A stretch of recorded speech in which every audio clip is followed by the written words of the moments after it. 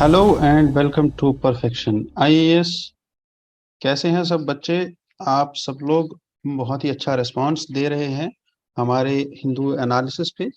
आ, काफ़ी ज़्यादा positive response मिला है। तो आज के न्यूज़पेपर में हम 19 जुलाई 2023 Wednesday we are starting the Hindu current affairs analysis. और इस एनालिसिस में हम क्या करते हैं? We start with the current and we cover static also. और स्टैटिक के साथ साथ हम लोग पूरा एनालिसिस करते हैं उन टॉपिक्स का जो टॉपिक्स हमारे सिलेबस से बहुत ही ज़्यादा इम्पॉर्टेंट है, चाहे वो पार्ट थे हमारे हिस्ट्री के, वो कल्चर का पार्ट है, वो हमारे साइंस एंड टेक का पार्ट है, वो इंटरनेशनल रिलेशंस का पार्ट है। हर एक एडिटोरियल को हम इन डिटेल कवर करते हैं। तो आपको भी परफेक्शन आईएएस वेलकम करता है। अगर आपको कोई भी डाउट हो, कोई भी क्वेरी हो, आज शाम को 4 बजे ओरिएंटेशन सेशन होगा। कहाँ पे होगा? ये ओरिएंटेशन सेशन होगा करोल बाग सेंटर, दिल्ली में।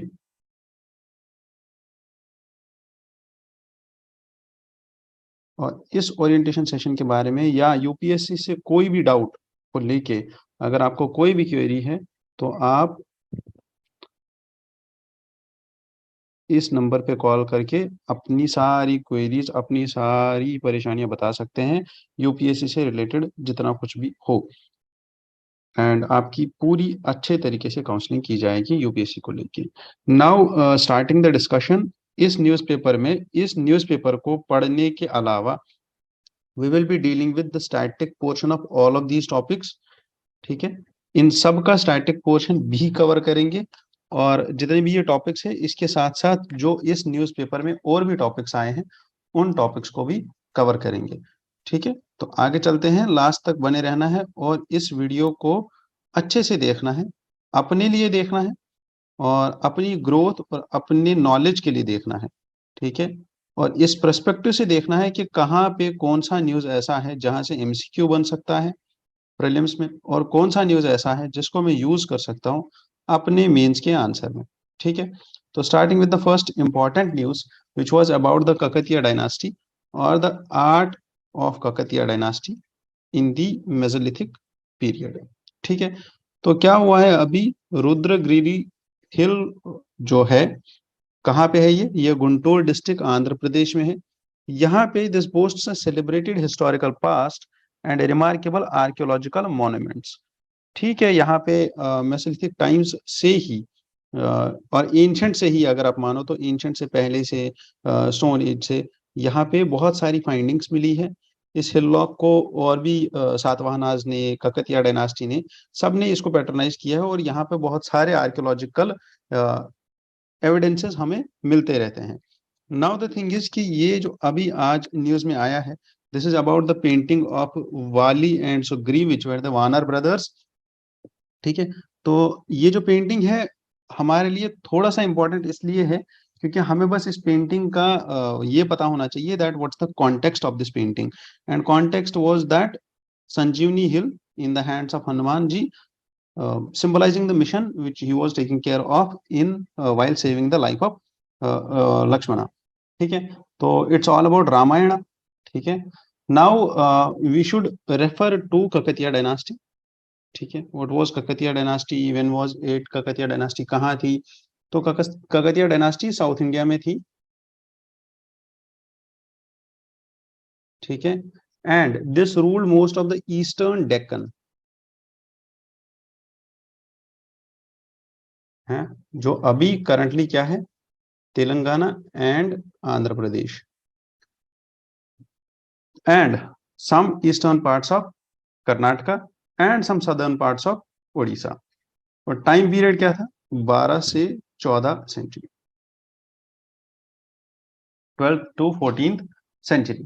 Now their capital was at then known as Orugallu, and अभी इसको क्या बोलते हैं? वारंगल, जो अभी करंट वारंगल है, it was the capital of Kakatiya dynasty at that time. ठीक है, तो ककतिया रूलर्स जो थे, ककतिया रूलर्स जो थे, they were first the feudal lords of Rashtrakutas and western Chalukyas. And now the thing is कि इसके बाद इनमें सबसे इंपॉर्टेंट रूलर कौन था? तो इनका सबसे इंपॉर्टेंट रूलर था जिसका नाम था गणपति देवा। ठीक है, and he significantly did the expansion of the Kakatiya lands, और काकतिया लैंड्स को बहुत वास्ट एरियाज तक लेके गए। एंड काकतिया रूल में now the Telugu speaking people were also there in this, और Kakatiya rulers were ruling the Godavari, Krishna delta region also for some point of time. And this Ganpati Deva was later succeeded by Rudrama Devi, and Kakatiya rulers में Marco Polo अगर आपको याद हो, he visited India in Kakatiya dynasty. At that time Rudrama Devi was the ruler। ठीक है, और उस time पे इसके बाद, रुद्रमा देवी के बाद, Alauddin Khilji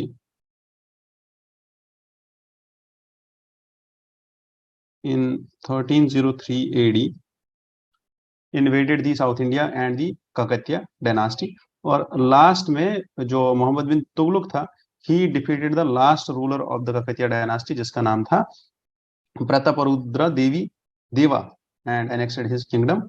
and at that point of time this Kakatiya dynasty की जो कैपिटल थी जिसका नाम था ओरागालू, इसका नाम चेंज करके मोहम्मद बिन तुगलक ने रखा, एमबीटी ने इसका नाम रखा है क्या, सुल्तानपुर। ठीक है, so now that's all about this dynasty. And हाँ, दैट्स इट। टेम्पल आर्किटेक्चर में अगर आप इनका देखो तो टेम्पल आर्किटेक्चर में they were particularly modelling the temples on Shiva, Vishnu and Surya, triangular model.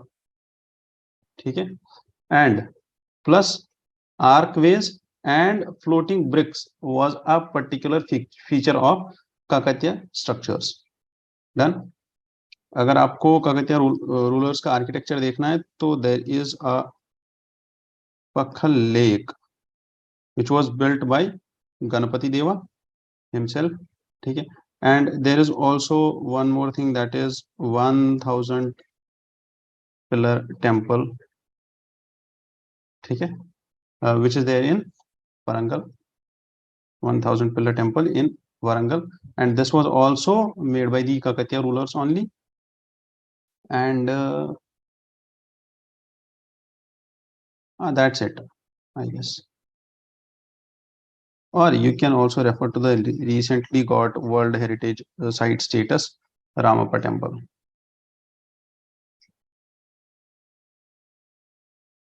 This is also a best specimen of the Kakatiya temples। And Ramappa Temple को अभी World Heritage Site का status मिला है। ठीक है, लास्ट टू लास्ट ईयर 2021 में।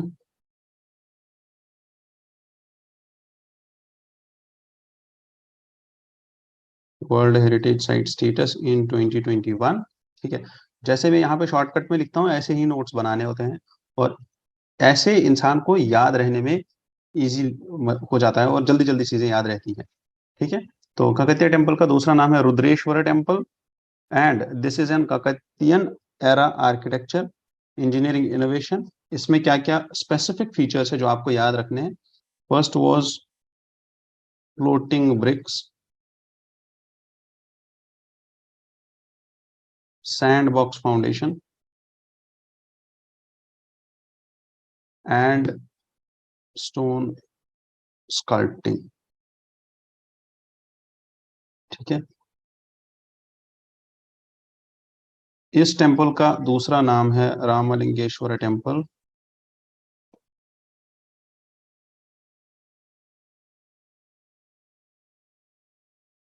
Because of this chief sculptor, and this is the first such temple जिसको नाम दिया गया है not on the name of deity, not on the name of the patron और द रूलर, बट जिसने इसको बनाया उसी के नाम पे इसका नाम रखा है, जिसका नाम है रामप्पा।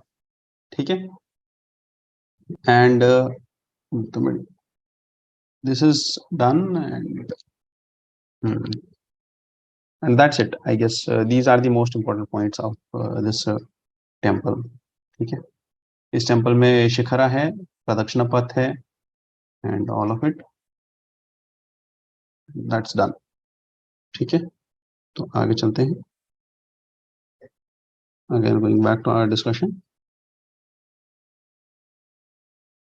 ठीक है, so now coming to the editorial page, there is this editorial by Miss Suhasini Haider.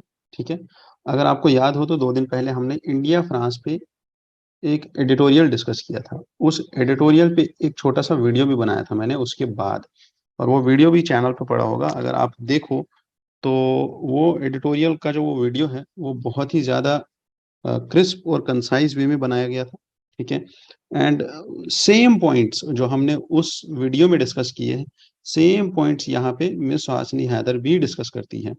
She starts with the strategic partnership of India and France, and she says that this was the first ever strategic partnership which India came into picture with France, and prime minister Atal Bihari Vajpayee ji का role बताती है यहाँ पे that Pokhran 1 और पोखरण 2 के बाद भी it was France only जिनने इंडिया को सपोर्ट किया, किसमें, न्यूक्लियर, जितना भी हमारा न्यूक्लियर जर्नी रहा है फ्रांस ने हमें सपोर्ट किया। हाउएवर अगर आप बाकी सारी कंट्रीज का देखो तो यूएस ने हमारे ऊपर इम्पोज किए sanctions and all of that. However not did France scrap the strategic partnership agreement. एक तो फ्रांस ने हमें सपोर्ट किया, P5 में सपोर्ट किया, और स्ट्रेटेजिक पार्टनरशिप एग्रीमेंट भी कैंसिल नहीं किया, प्लस हमारा जो न्यूक्लियर एंडेवर था उसमें भी हमारा साथ दिया। And then she talks about ki who all came earlier to India on visits like Republic Day, Basel Day Parade, या बाकी सारी चीजें, जितने भी प्राइम मिनिस्टर्स पीछे गए हैं, चाहे वो मनमोहन सिंह जी हो, चाहे वो फ्रेंच प्रेसिडेंट्स हो, तो वो यहाँ आए हैं।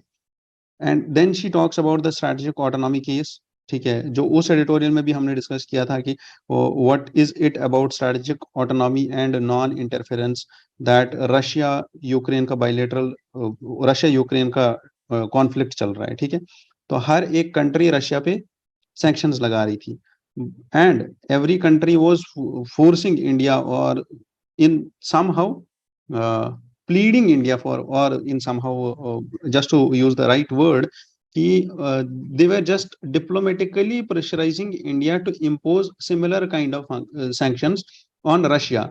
However, it was not France. France took the different stand, and कोई भी कमेंट नहीं आया फ्रांस के यहाँ से, ना उनके किसी फॉरेन सेक्रेटरी का, ना उनके प्रेसिडेंट का, about India not imposing sanctions on Russia. ठीक है, तो that is one thing.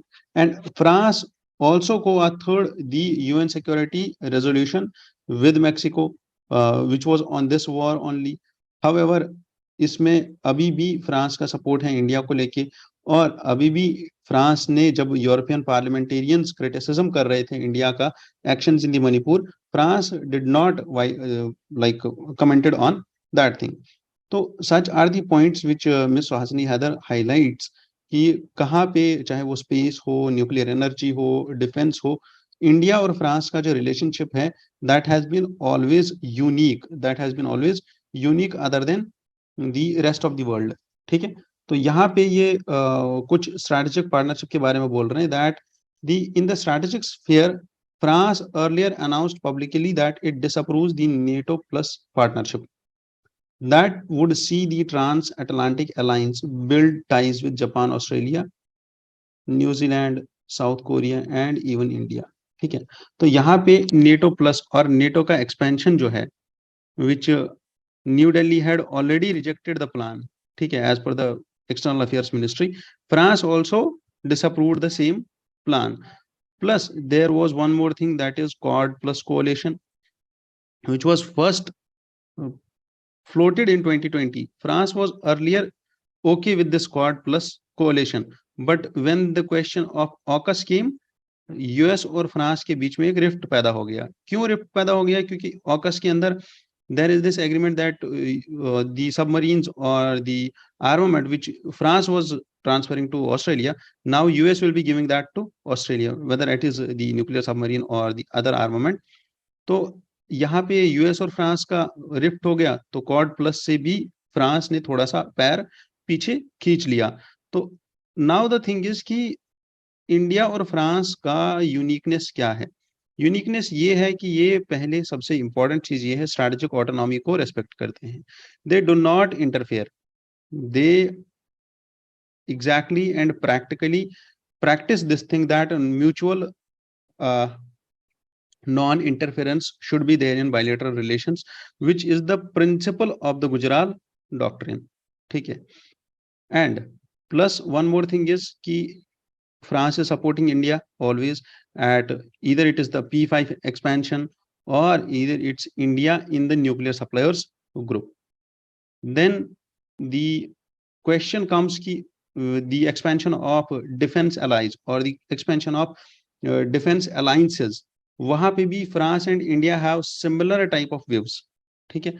Plus जब हम बात करते हैं, France is the only country which has been into conducting the joint patrols with Indian Navy, and there in future the plans to involve French international territories like Reunion Island या New Caledonia or the French Polynesia and India's Andaman Islands for such these reconnaissance or recce's of navies.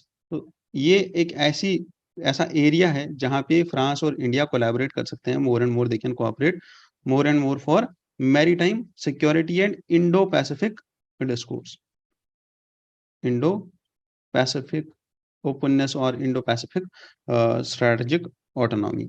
So such are the points which this Ms. Suhasini Haidar has highlighted. So she says the formula is geopolitics without the value judgment and no pressure to align their respective positions. ठीक है, कि कोई भी alliance coalition या ऐसा कुछ बनाने का जरूरत नहीं होता है. It's all about geopolitics. ठीक है. Do not pass the judgements up front. Then एक और एडिटोरियल हमारे पास है आज, जो कि थोड़ा बहुत ही ज्यादा इंपॉर्टेंट है with perspective of science and tech. Science and tech और साइंस एंड टेक हमारा पार्ट है जनरल स्टडीज पेपर 3 का, और साइंस एंड टेक में भी पर्टिकुलरली बायोटेक्नोलॉजी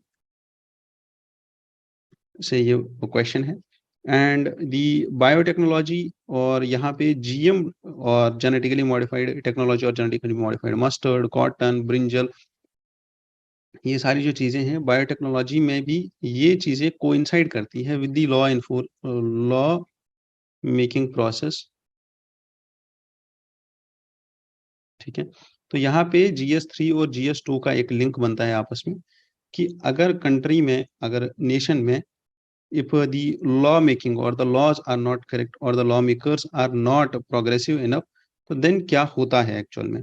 ठीक है. अब पॉलिटी में ये जुडिशियरी एंड लेजिस्लेचर को इन्वॉल्व करता है, और यहाँ पे ये बायोटेक्नोलॉजी में साइंटिस्ट्स और फार्मर्स को इन्वॉल्व करते हैं. तो टू सम हाउ एक्सटेंट यहाँ पे इकोनॉमी भी इन्वॉल्व हो जाती है, इंडियन इकोनॉमी. ठीक है. तो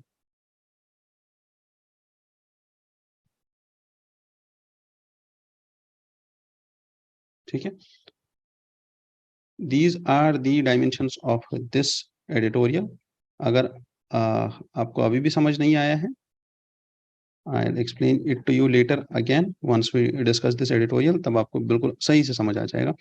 Now हुआ क्या है एक्चुअल में, the Supreme Court of India has moved against the universities, Delhi universities, GM herbicide tolerant. पहले इसको समझना है. एक तो ये जेनेटिकली मॉडिफाइड है कोई क्रॉप, प्लस ये हर्बिसाइड टॉलरेंट है.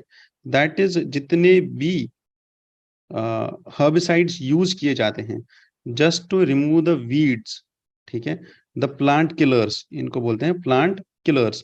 ये जितने भी यूज किए जाते हैं, इससे हर एक पौधा मरेगा, बट एक पौधा नहीं मरेगा, that will B this genetically modified mustard. Done. इससे क्या होता है, जो बाकी सारे पौधे होते हैं, जो घास फूस उगती है मेन क्रॉप के सराउंडिंग में, वो खत्म हो जाती है, और क्रॉप की प्रोडक्टिविटी बढ़ती है, प्रोडक्शन बढ़ता है, और उसका यील्ड बढ़ता है। That's it. Now GM crops are quite different from conventional varieties and hybrids such as those developed by farmers, agricultural research institutions and companies. तो GM crops थोड़े बहुत डिफरेंट होते हैं because they involve the paradigm of biotechnology and gene editing। ठीक है। तो now the thing is कि ये जो ऑथर है, ऑथर says that कि genetically modified mustard जो है, it can withstand the broad spectrum, that is the painkiller, this plant killer और herbicide ग्लूफोसिनेट, ये इनको रेजिस्ट करता है। अब अगर ये इनको रेजिस्ट करता है, this will lead to higher yields, जैसा कि मैंने अभी बोला। Now GM crops in India have been debated between environmentalists and scientists, politicians, farmers, consumers, higher judiciary. बहुत सारे लोग बोलते हैं कि इनका एडवांटेज भी है कि प्रोडक्शन बढ़ेगा, इनकम बढ़ेगा, but scientists and environmentalists, they say that they have negative impact on environment also, they have negative impact like कि इनका प्रोडक्शन बढ़ेगा, मोनोक्रॉपिंग होगी, सॉइल का हेल्थ डिग्रेड होगा, सॉइल डिग्रेडेशन होगा, सैलिनाइजेशन होगा। All of such is debatable and those are the points of means. But यहाँ पे ऑथर का क्या पर्सपेक्टिव है वो जानना जरूरी है, और यहाँ पे डेवलपमेंट्स क्या क्या हुई है वो जानने जरूरी है। Now many have been alarmed by the experience of BT cotton। ठीक है। BT cotton is the only genetically modified crop which is approved in the country। Then BT cotton has provided only fleeting benefits to farmers। तो कहते हैं कि BT cotton जो है, इससे तो प्रॉफिट हुआ, फार्मर्स को भी हुआ, और सीड मेकिंग कंपनीज को भी हुआ, जो सीड कंपनीज हैं उनको भी हुआ। सो इन सच व्यू पार्लियामेंट ने दो स्टैंडिंग कमेटीज बनाई थी। एक कमेटी बनाई थी पार्लियामेंट ने just to examine the GM crops and food crops, and दूसरी कमेटी बनाई थी सुप्रीम कोर्ट ने, which was known as technical experts committee. अब इन दो कमिटीज की रिकमेंडेशंस क्या थी वो देखते हैं। ठीक है। तो this standing committee on agriculture was also there, one more committee which was in 2012 during the Manmohan Singh government, and then came the another standing committee which was there on science and technology, environment and forest 2017। यहां तक तो done है। Now इनका इन सब का recommendation क्या था? First recommendation was the weakness in the regulatory system, and these committees called for the caution before releasing the GM crops in the market. Then another was, the second recommendation was that government should conduct a thorough, independent and transparent assessment of long term biosafety, environmental risk and socio economic impacts। अगर government ये वाला research नहीं करती है, कि ये check नहीं करेगी पहले कि बायोसेफ्टी GM क्रॉप्स के बाद इंट्रोड्यूस करने के बाद रहेगी या नहीं रहेगी, तो वो सारी चीजें पहले देखनी है। Plus 5 out of the 6 TEC members also said that कि बहुत ही ज्यादा डेफिशिएंसीज है जब हम बात करते हैं किसकी, सेफ्टी असेसमेंट की, कि आप इस क्रॉप की सेफ्टी चेक करो, उसमें डेफिशिएंसीज है कि आप सेफ्टी कैसे चेक कर रहे हो। They also found that HT crops, that is herbicide tolerant crops, इस चीज को याद रखना है, herbicide tolerant crops are completely unsuitable in Indian context. तो ये जो 4 पॉइंट्स है, ये हमारे सीधे के सीधे मेंस के आंसर में जा सकते हैं आराम से, जब हम इनका क्रिटिसिज्म या जब हम इनका डिसएडवांटेज लिखेंगे। ठीक है। Then given the overwhelming political and technical consensus, government needs to approach the issue transparently and robustly. अब अगर इतने इश्यूज हैं, रिकमेंडेशंस आई है, तो गवर्नमेंट को चाहिए that it should move forward with transparency and precautions. ठीक है। For instance it has not, अब ये क्या बोल रहे हैं कि गवर्नमेंट ने क्या क्या प्रॉब्लम्स, गवर्नमेंट में क्या क्या अभी लैक्यूनास है, या कहाँ पे हम अभी लैक कर रहे हैं। तो first is the biosafety dossier of genetically modified mustard. इसको पब्लिश अभी करना था, that what are the biosafety measures or what are the biosafety issues in genetically modified mustard, इसको पब्लिक में इशू करना था. Despite the provisions of the Right to Information Act, ये चीज जानी चाहिए थी. And a declaration to this effect कि जेनेटिकली मॉडिफाइड जो क्रॉप्स होते हैं उनको अप्रूव अगर कोई करता है तो उनको अप्रूव कौन करता है? उनको अप्रूव करता है GEAC, that is genetic engineering appraisal committee. ये कमेटी जब अप्रूवल देती है then only these genetically modified crops are released and approved in the market.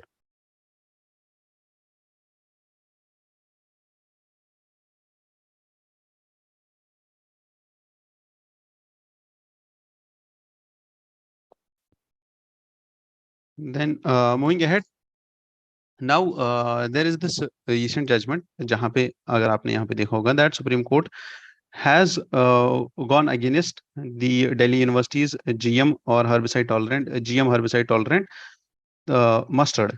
ठीक है. तो this author also highlights that there are some evidences which are misleading the court. However, government has argued on the basis of that कि government ने बोला है that genetically modified mustard should not be considered herbicide tolerant at all. ठीक है. तो अब यहाँ पे इशू क्या है इस चीज में? इशू ये है कि according to author the arguments which government has provided in such case are kind of, if he is an author of he is an anthropologist, so he says that if we talk about technicalities, these arguments are not valid. So these things are there to be decided by the court itself. तो अगर ये matter prejudice है, government में है, तो ये supreme court के पास है, तो लेट इट गो देयर, और वहां से जब डिस्कशन होगा, वहां पे जब डिसीजन आएगा, then only we will go to this paradigm that whether it was misleading the court और नॉट. और अगर कोई चीज मिसलीड कर रही है कोर्ट को, या कहीं पे भी कोर्ट को मिसलीड किया जा रहा है, तो court has this provision of imposing contempt of court. वो चीज हम बाद में देखेंगे कि कोर्ट ने क्या किया क्या नहीं किया. बट यहाँ पे जो इंपॉर्टेंट पॉइंट है that is the recommendation of these committees, जो हमारे लिए सीधा सीधा मेंस का 4 पॉइंट है. और ये 2 कमिटीज के नाम याद रखने हैं कि कौन सी ये कमिटीज थी. हाउएवर ये 2 कमिटीज पुरानी है, इनका नाम याद रखने का जरूरत नहीं है. आगे चलते हैं. Then comes the next topic which is about enforcement directorate. ठीक है. Again, enforcement directorate has been dealt in with like हमने इसको बहुत ही thoroughly डिस्कस किया है enforcement directorate को, इसके प्रोविजंस को. आज भी हम थोड़ा सा रिवाइज करेंगे इसको, बिल्कुल हल्का सा इसकी की प्रोविजंस को रिवाइज करेंगे, बस उससे ज्यादा कुछ नहीं. अब यहाँ पे है कि this author is trying to compare ED, Enforcement Directorate, and its powers and functions with police. ठीक है. तो ED और पुलिस के बीच में ये ऑथर क्या कर रहा है? This author is drawing a line or drawing a comparison or a comparative analysis of ED and police, their provisions of powers and their functions. ठीक है. Plus he is also drawing out कि ये लोग काम करते हैं तो कैसे काम करते हैं. ठीक है. द वे दे एक्ट और the change in their functions.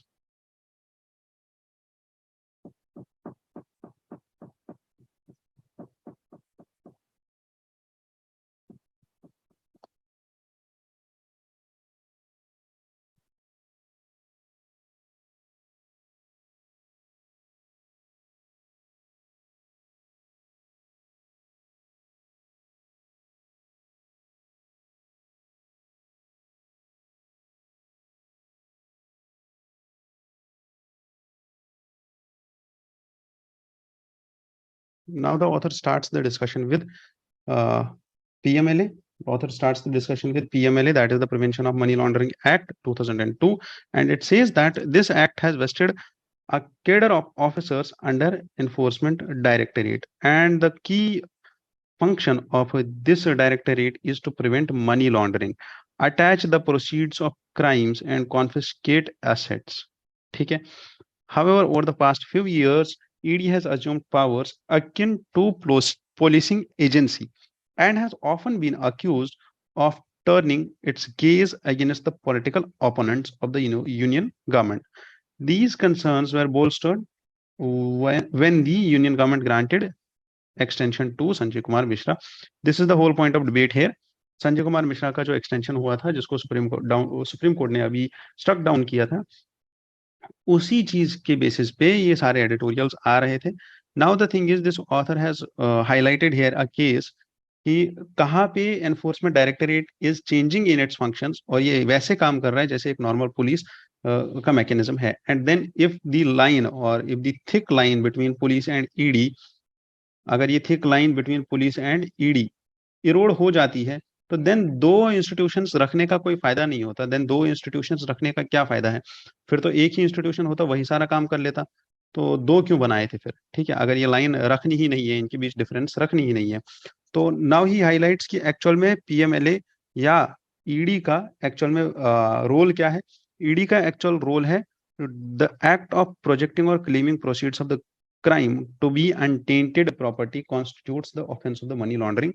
कि अगर कोई भी प्रॉपर्टी है, अगर मनी लॉन्ड्रिंग हुआ है, व्हाइट कॉलर क्राइम्स हुए हैं, तो उस पॉइंट पे ये हाईलाइट करना कि वो जो एसेट्स हैं, वो जो प्रॉपर्टी है, उसको कॉन्फिस्केट करना, उसके अगेंस्ट में रिपोर्ट पेश करना. And these however the enforcement directorate, in other words, he says that the existence of a predicate offense is sine qua non to charge someone of money laundering. It's crucial to note that the investigation and prosecution of predicate offense is done typically by the CBI. कि अगर कोई offense का investigation है, that is to be done by CBI. But enforcement directorate जो करता है, what is it? It's an inquiry. ठीक है, it's not an investigation. Enforcement Directorate does an inquiry while as CBI and police does the investigation. दो differences हैं अलग अलग. Plus it highlights कि सुप्रीम कोर्ट ने भी बोला that ED authorities are not the police officers. However, अगर आप आगे देखो तो police has to register an FIR while as ED has not to register an FIR. है ना? ED issues the summons, और just to trace the proceeds of the crime it issues the summons. कि कौन सा समन, like अगर कोई criminal है, इनको लगता है, they believe that he has some they have some evidences to believe that the proceeds or the property belonging to such and such person is from the white collar crimes, और ये जो property है, ये जो पैसा है वो लॉन्डर किया गया था. ठीक है, हवाला का पैसा है. तो तब जाके ये उस इंसान को समन भेजते हैं, वो इंसान आता है, then they enquire about him कि आपने ये वाला प्रॉपर्टी कैसे लिया, इसके कागजात दिखाइए, whether that is legal or not, whether have you paid the taxes or not. और उसके बाद only the statement that they made is the authority is admissible. ठीक है, कि अगर पुलिस को कोई इंसान, जब वो उसको अरेस्ट करते हैं, किसी क्रिमिनल को अरेस्ट करते हैं, अगर वो पुलिस के सामने कोई स्टेटमेंट देता है, तो वो स्टेटमेंट कोर्ट में एडमिसिबल नहीं होता है. जबकि अगर यही स्टेटमेंट किसी इंसान ने दिया ईडी के सामने, that will B admissible. Plus, a copy of FIR is always given to a criminal or to the one who is being arrested, but not in the case of ED. तो he says कि यहाँ पे कुछ differences है, जो basic differences है police और ED के बीच में. हाउएवर प्रॉब्लम कहाँ पे आता है? प्रॉब्लम वहां पे आता है कि जब ED persons they start to believe and they start to act on the basis on the lines of the police. ठीक है, जब वो भी वैसे ही एक्ट करते हैं जैसे पुलिस एक्ट करती है. अगर आप यहाँ पे देखो तो ED has filed charge sheets after concluding investigations in only, मतलब अगर आप यहाँ पे देखो तो it's around 20% of the cases. ठीक है, 6000 केसेस में खाली 1200 केसेस में ऐसा हुआ है that they could file a charge sheet. और उसके बाद 85% of the cases registered were against the politicians, that too वो वाले politicians who belong to the opposition party. तो the issue here is that misuse of such investigating agencies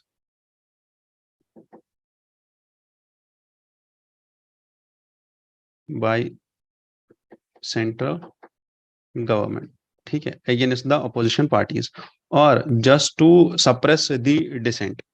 Now the thing is, the role and purpose of the ED was meant to recover the proceeds of crime in order to redistribute the same to the victims.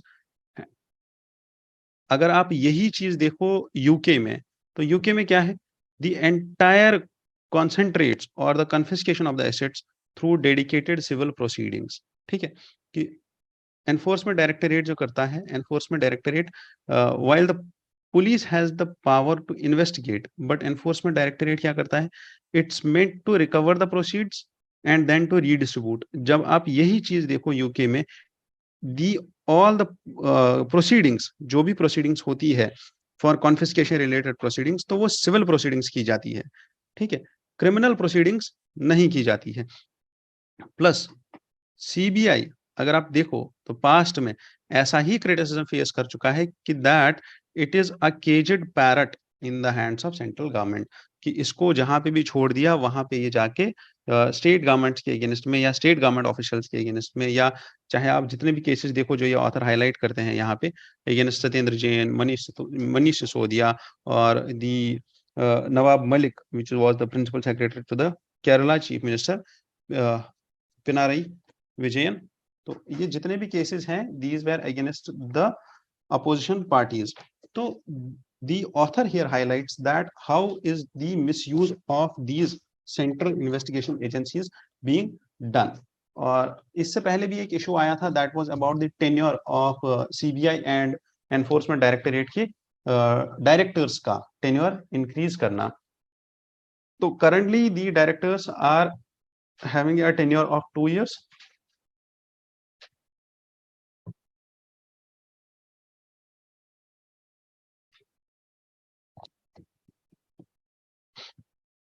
तो Enforcement Directorate क्या है, multidisciplinary organisation,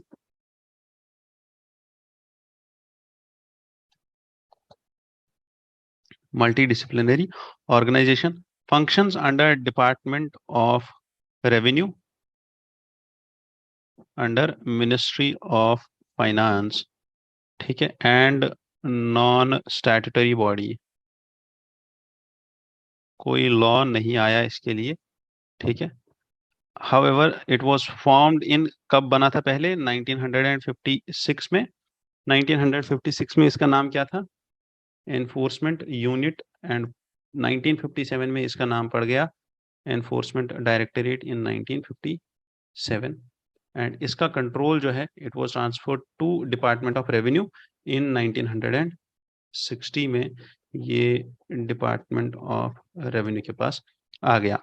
and जो इसका structure है, इसका headquarter होगा दिल्ली में,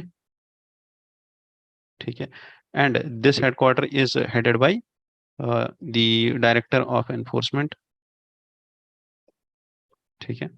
plus इसके 5 रीजनल ऑफिसेस हैं,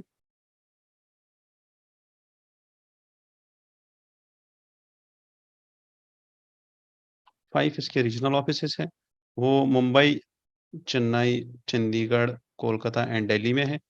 प्लस 10 इसके जोनल ऑफिसेस हैं एंड 11 इसके सब जोनल ऑफिस हैं। डन। और recruitment is directly by drawing the officers from investigating agencies. और रिक्रूटमेंट में भी हम किन लोगों को कंसिडर करते हैं, हु आर IRS, IPS और IAS। डन। 2 years का इनका टेन्योर था, which was earlier extended up to 5 years. So 2 से लेके ये बढ़ाया दिया गया, 5 years का अब टेन्योर होता है। इसके बाद there is the enforcement of the acts। तो कौन कौन से एक्ट्स को एनफोर्स करती है ईडी, पहला is of IPOSA, which is the Conservation of Foreign Exchange and Prevention of Smuggling Activities Act 1974, PMLA Act 2002 and fugitive economic offender act 2018 और FEMA 1999। ठीक है, तो कंफ्यूज नहीं होना है, चारों एक्ट्स याद रखने हैं। इसके फंक्शंस क्या है, जैसा हम अभी तक बोल रहे थे। ठीक है, that it decides on the arrest under the section 19 of PMLA, that it can directly carry out the searches and seizures under section 50। तो अरेस्ट, सर्च एंड सीजर। ठीक है, एंड इसका जो जूरिसडिक्शन है ऑल ओवर इंडिया। ठीक है,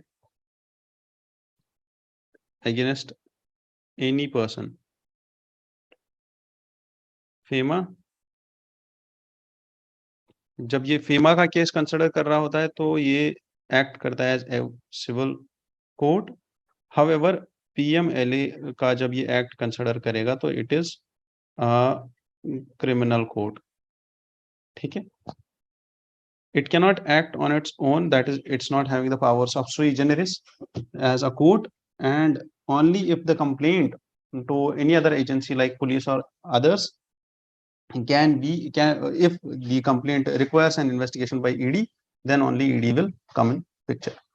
ठीक है, अब इसमें प्रॉब्लम ये है कि ED का मिसयूज बहुत ज्यादा होता है। Like I said that it's caged parrot has been criticized so that it believes like a caged parrot। अभी आगे चलेंगे तो हमें समझ आ जाएगा कि ईडी का रोल कितना ज्यादा है, क्योंकि अभी ईडी पे थोड़े और आर्टिकल्स आ रहे हैं आगे सेम न्यूज़पेपर में। ठीक है,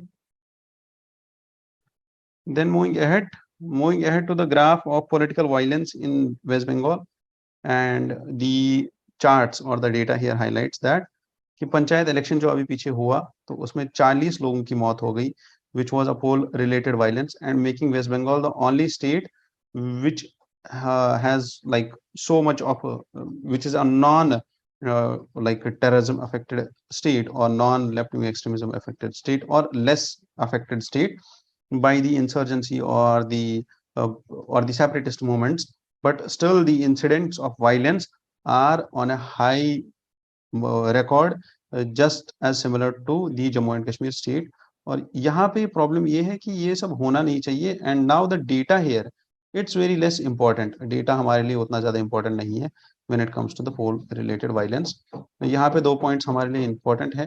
ठीक है, road safety plus global value energy transition. हमेशा जहाँ पे भी हम लिखते हैं that these number news in numbers, तो ये जो पॉइंट्स होते हैं ये डायरेक्ट हम अपने इंट्रोडक्शन में यूज कर सकते हैं। डायरेक्ट आप अपने इंट्रोडक्शंस में यूज करो जब भी आपको पूछा जाए about urbanisation, about the road safety.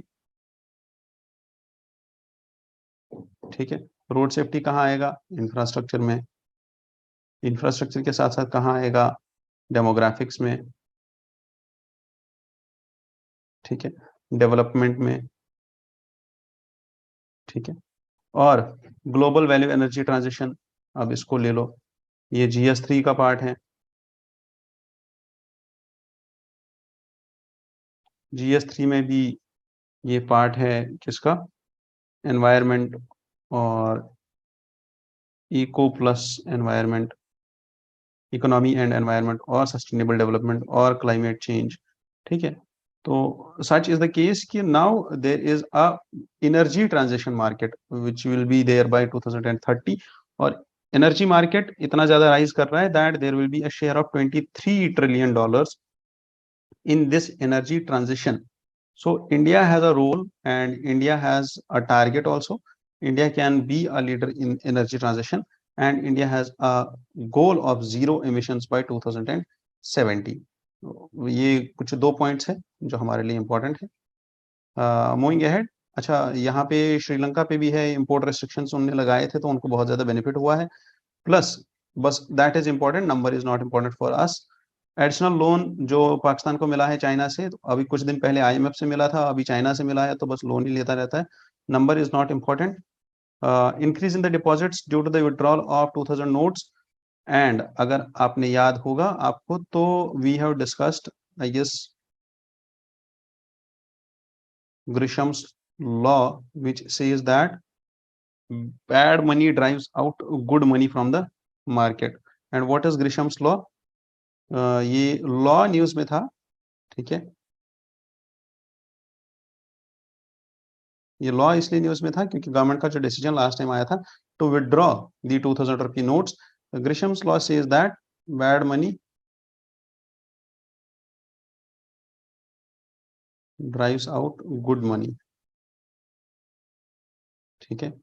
तो नाउ द थिंग इज कि जब हमारे पास ₹2000 का नोट चलेगा ही नहीं, तो जितना भी नोट होगा वो उसका क्या होगा, वो वापस डिपॉजिट हो जाएगा बैंक में। और डिपॉजिट हो जाएगा बैंक में, तो यही न्यूज में आया है कि ₹2000 नोट को बैन करने से, ये बंद करने से, वापस विड्रॉ करने से, मार्केट से विड्रॉ करने से, एक्चुअली अगर आप इस चीज को समझो तो बैन नहीं किया है, डिमोनेटाइज नहीं किया है, rather it has been withdrawn from the market, ठीक है, कि मार्केट से उठा लिया और अब ये मार्केट में नहीं चलेगा, ठीक है। नाउ द थिंग इज कि ये जाएगा कहाँ, ये बैंक में जाएगा, इसलिए डिपॉजिट इंक्रीज हुआ है। ग्रिशम्स लॉ क्या बोलता है, that bad money drives out good money, that is कि अगर कोई करेंसी है, करेंसी के दो वैल्यूज होते हैं, एक होता है फेस वैल्यू, दूसरा होता है intrinsic value. What is face value, it is कि जो आपके पास 100 रुपए का नोट है उस पर लिखा हुआ है ₹100, और उस पर एक गारंटी है आरबीआई के गवर्नर की। इंट्रिंसिक वैल्यू इज कि वो एक पेपर है, जिस पेपर की वैल्यू, अगर आप बस उस कागज की वैल्यू रखो, अगर आप उस 100 रुपए के नोट से उसका प्रिंट हटा दो, ठीक है, और या उस 100 रुपए के ऊपर से गवर्नमेंट अपना जिसको हम बोलते हैं फिएट करेंसी, अपना गारंटी हटा दे कि गवर्नमेंट से दैट कि 100 रुपए का नोट अब वैलिड नहीं है, जिसके भी जेब में है वो कागज है, तो वो जो कागज है, उस कागज का जो वैल्यू है, रद्दी जिसको बोलते हैं, रद्दी का भाव, ठीक है। तो रद्दी का भाव इज इंट्रिंसिक वैल्यू। अब ये इंट्रिंसिक वैल्यू गोल्ड का अलग होगा, ठीक है, प्लास्टिक करेंसी का अलग होगा। आपको समझ आ जाएगा इंट्रिंसिक वैल्यू क्या होता है। अगर आपके पास क्रेडिट कार्ड है, ठीक है, और वो क्रेडिट कार्ड प्लास्टिक कार्ड है, ठीक है, और उस क्रेडिट कार्ड में आपके पास लिमिट है 1 लाख रुपए की, तो क्या वो आप ऐसे ही पिन के साथ किसी और को दे दोगे कि हाँ ये लो मेरा कार्ड, इसका पिन ये है, जाओ ऐश करो? नहीं, उसकी फेस वैल्यू भले कुछ ना हो, गो उसकी इंट्रिंसिक वैल्यू भले कुछ ना हो, बट उस कार्ड की एक वैल्यू है, उसमें मनी है, दैट इज प्लास्टिक करेंसी, ठीक है। तो गोल्ड की करेंसी होगी तो अलग वैल्यू, प्लास्टिक करेंसी अलग वैल्यू, सिल्वर करेंसी अलग वैल्यू, ठीक है, और वैसे ही कॉपर करेंसी अलग वैल्यू, ठीक। सिंपल एग्जांपल इज कि अगर आपने फेस वैल्यू किसी करेंसी का ज्यादा रखा उसके इंट्रिंसिक वैल्यू से, ठीक है, तो face value is more than intrinsic value, ठीक है, कि face value is less than intrinsic value, sorry, face value is less than intrinsic value. तो क्या होगा, लोग इस पैसे को, लोग इस कैश को बंद करना चाहेंगे और इसको गायब कर देंगे। सिंपल एग्जांपल वाज देयर कि देयर वाज दिस जित्तल और टंका, सिल्वर टंका। अगर सिल्वर कॉइन है और सिल्वर कॉइन का अभी अगर हम देखें, फॉर एग्जांपल मार्केट में सिल्वर कॉइन्स चल रही है, हाइपोथेटिकल एग्जांपल है, या it was back then in medieval times कि सिल्वर कॉइन्स वेर देयर, अगर इसका वैल्यू हम अभी के कंपैरिजन में रखें, और ये कोई कॉइन है जिसका वैल्यू है 100 रुपए, ठीक है, again rural, again the ruler changes and he says that अब से सिल्वर कॉइन नहीं चलेगा, कॉपर कॉइन चलेगा, और कॉपर कॉइन का भी वैल्यू होगा ₹100। तो लोग क्या करेंगे, लोग इस सिल्वर को बंद करके घर में रख देंगे और कॉपर को यूज करेंगे, ठीक है। क्यों कॉपर को यूज करेंगे, because they know that this is bad money and this will drive out the good money from the market, और इसको होर्ड किया जाएगा और इसको होर्डिंग होगी इस करेंसी की। चलो तो आगे चलते हैं, that is Gresham's law. India and UAE signed a deal, प्रधानमंत्री नरेंद्र मोदी जी गए थे यूएई और एक डील साइन हुई जिसमें 2 एमओयू साइन हुए हैं। 2 एमओयूज किस बारे में है, और क्या फायदा है इनसे ये जानते हैं अभी इस एडिटोरियल के डिस्कशन में। First was that what are the two MOUs which RBI and Central Bank of UAE has signed and how they will help in trading in the local currencies, plus इनने link किया है UPI को IPP के साथ। ठीक है, तो UPI plus IPP का क्या लिंक है वो भी देखेंगे, कैसे रेमिटेंसेस इजी हो जाएंगी इस डील के बाद ये भी देखेंगे। Now coming to the two MOUs, first was to promote the local currencies and so that local currencies अगर प्रमोट हो गई तो क्रॉस बॉर्डर ट्रांजेक्शन्स भी इजी हो जाएंगी। तो एक्चुअल में हुआ क्या है, we have signed this agreement that rupee और दिरहम इन दो का ट्रेड आपस में they have accepted that we can trade in the local currencies, और इसके लिए जो अग्रीमेंट और जो MOU साइन हुआ है जिसका नाम है local currency settlement system. All the current end, तो कौन कौन सी ट्रांजेक्शन्स अलाउड है, all current account transactions but some capital account transactions.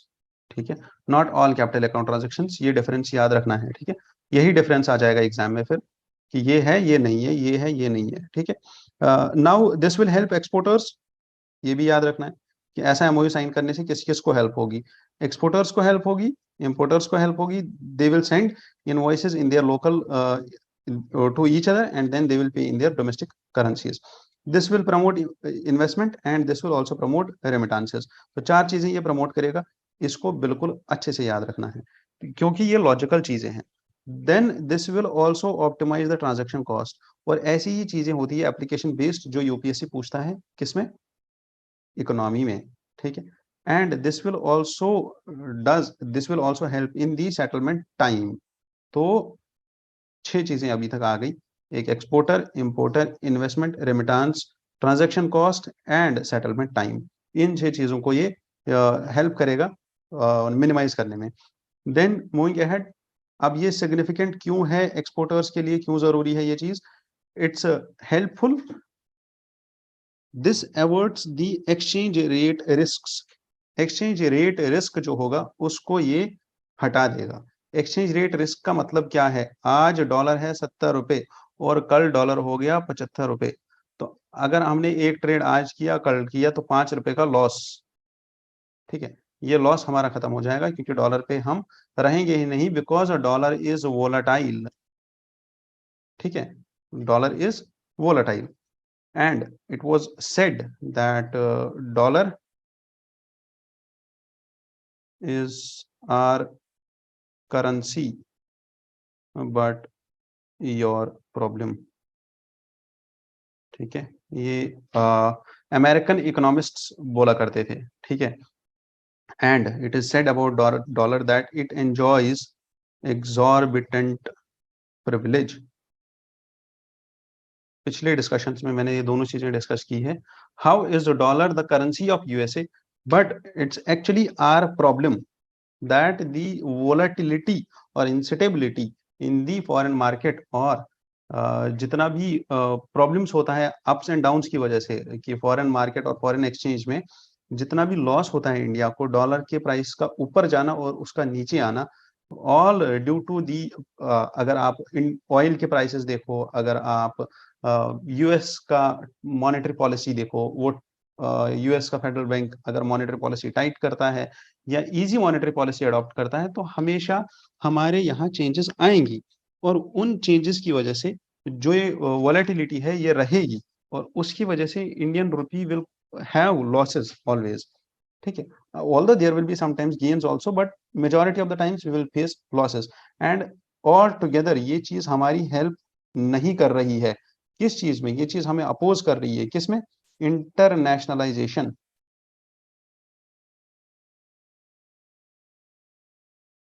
of rupee।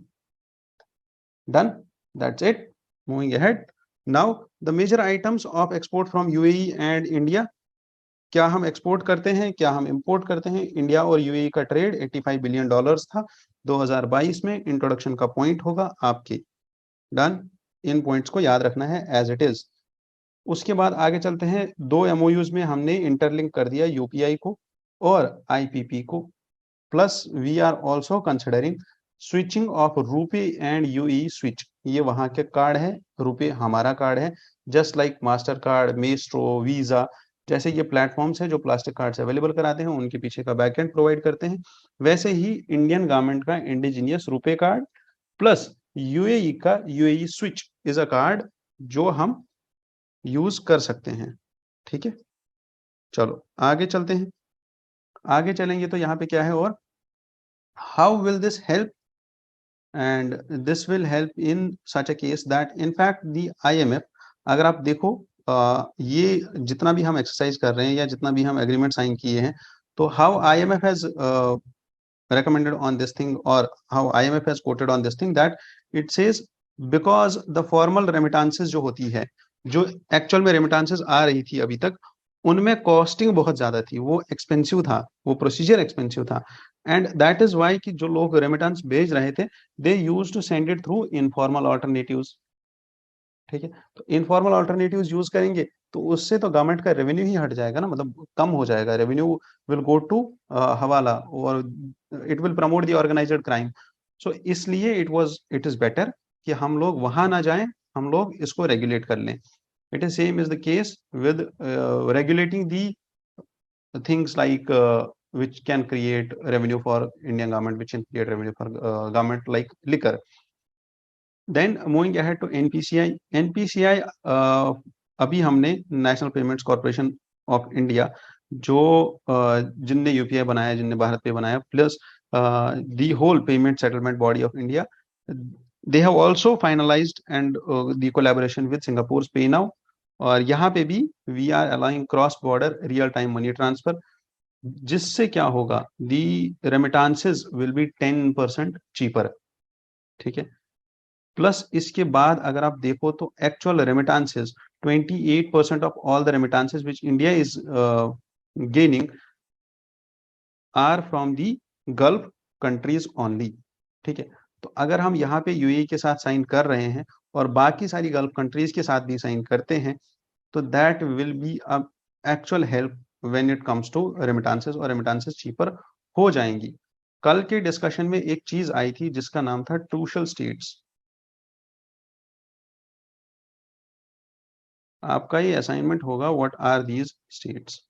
ठीक है, what are the crucial states. चलो आगे चलते हैं।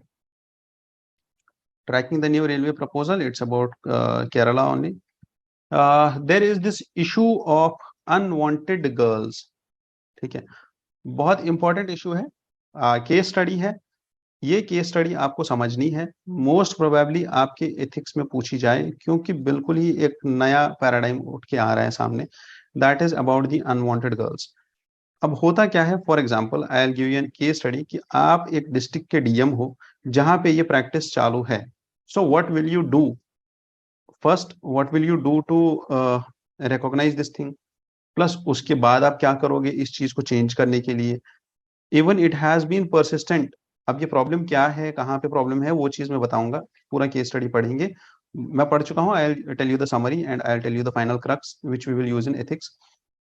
कि अब अगर ये केस स्टडी है कि आप इस डीएम में हो, आप इस डिस्ट्रिक्ट में हो as a DM, and you are facing this problem, और ये प्रॉब्लम काफी टाइम से है वहां पे, और इस प्रॉब्लम को का जो सोल्यूशन है, बहुत लोगों ने ट्राई भी किया है, but there are actually problems in your system itself.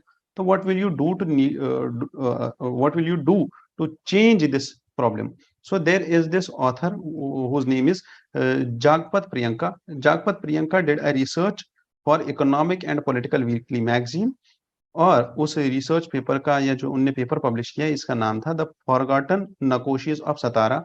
Satara is a district in Maharashtra, and she talked about a renaming programme examined. ठीक है, और ये एक प्रपोजल देती है that we should go for a renaming programme.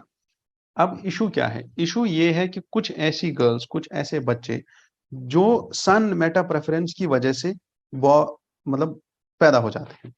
ठीक है, अब क्या होगा इससे, सन मेटा प्रेफरेंस है। सन मेटा प्रेफरेंस से होता क्या है एक्चुअल में, सन मेटा प्रेफरेंस से होता ये है कि जो भी ये बच्चे पैदा हो रहे हैं, दी प्रेगनेंसी जो एक्चुअल में हो रही है, वो क्यों हो रही है, प्रेगनेंसी क्यों हो रही है, क्योंकि they want actually a son. But when they see कि ये एक डॉटर है, they just tend to hate her, they just tend to discriminate against her. And वो जो डिस्क्रिमिनेशन है या वो जो अनवांटेड गर्ल चाइल्ड है, वो चीज दिखती है। कैसे दिखती है? जब आप सोशल बिहेवियर देखते हो कि उन गर्ल्स का नाम रखा जाता है नकोशी, नकूसा, नकूशा। अब उनका नाम ही ऐसा रखा जाता है दैट यू वेयर अनवांटेड, और ये टैग जो है, ये नाम का जो टैग है, ये इनके साथ जीवन भर रहता है।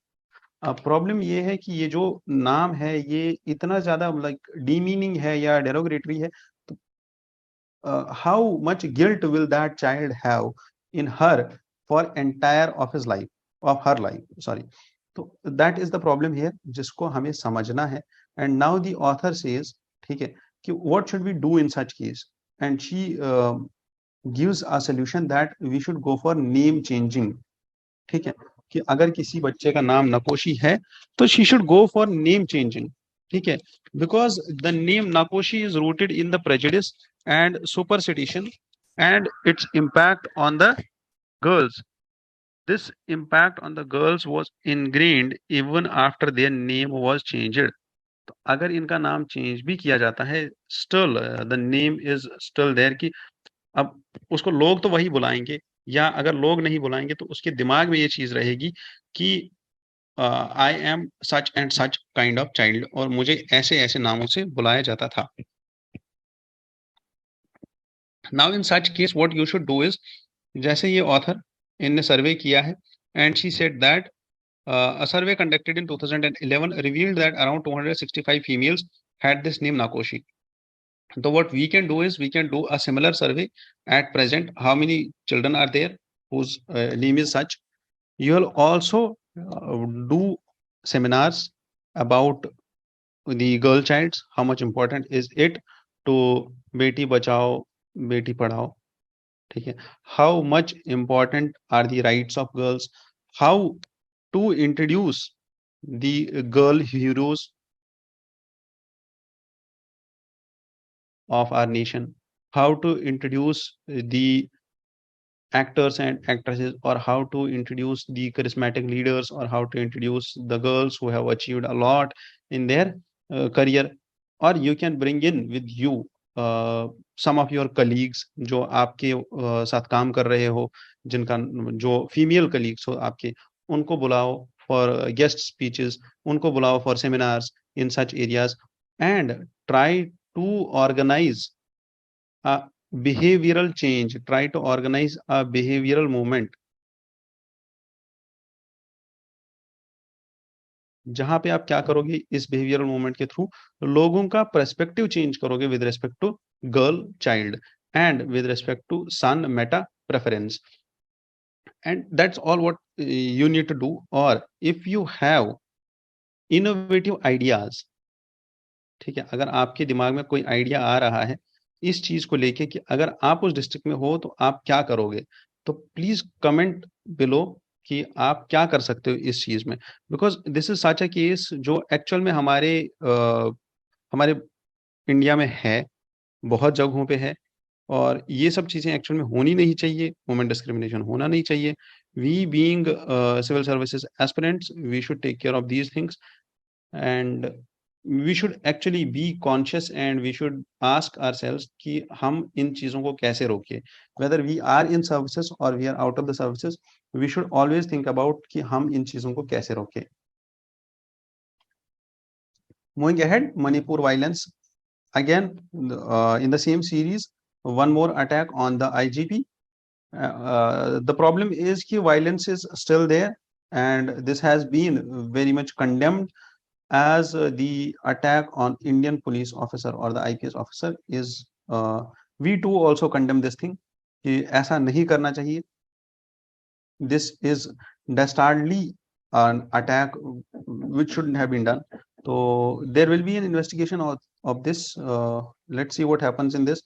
और मणिपुर का जो केस है, it is still to be solved, और अभी भी वहां पे वायलेंस चल रहा है। ठीक है, cookies are demanding a separate state under Article 3 of the Indian Constitution. ठीक है, now the another news was about caste census.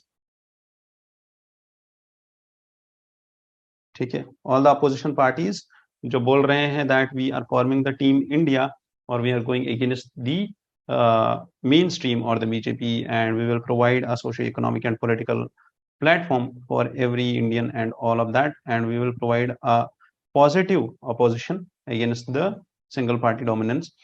So now they are demanding caste census. And what actually is census? Census is the largest exercise, and it collects demographic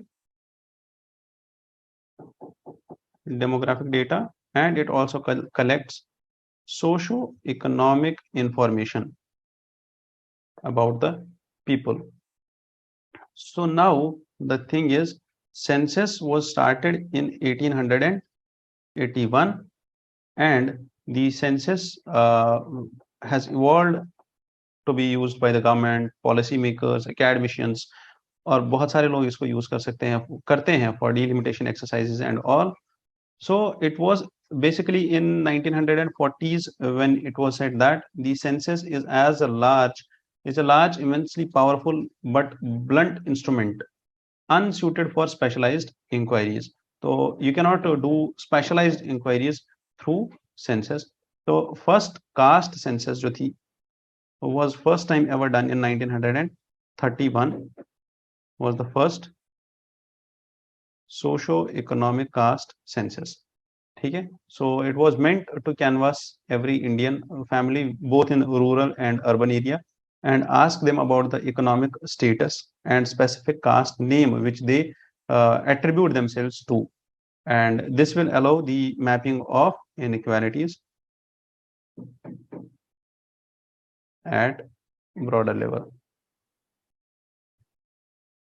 ठीक है, just to map the inequalities and all. And what are the actual differences between caste census and the mean census?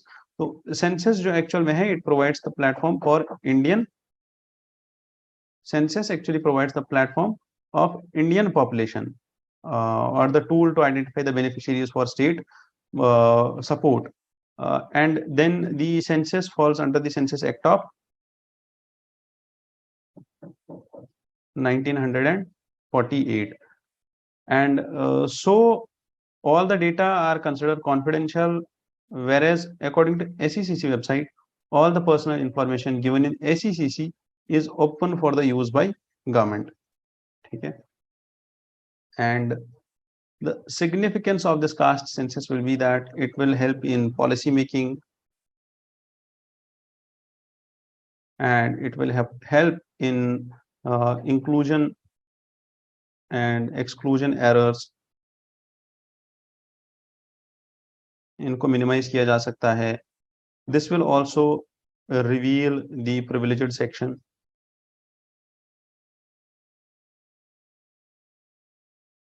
कौन सा privileged section है जो already privileged है और वहां पे benefits अभी भी जा रहे हैं, and this will do away with the inclusion errors actually.